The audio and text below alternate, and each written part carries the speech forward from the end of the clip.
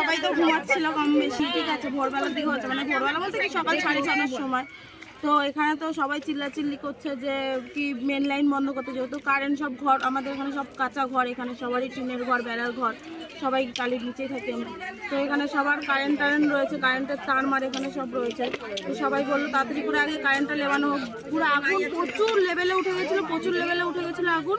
তো সবাই মিলে এখানে তো ফায়ার ব্রিগেড ঢোকানোর মতনও কোনো পজিশন নেই আমাদের লাইনের পাশে বাড়ি যেহেতু।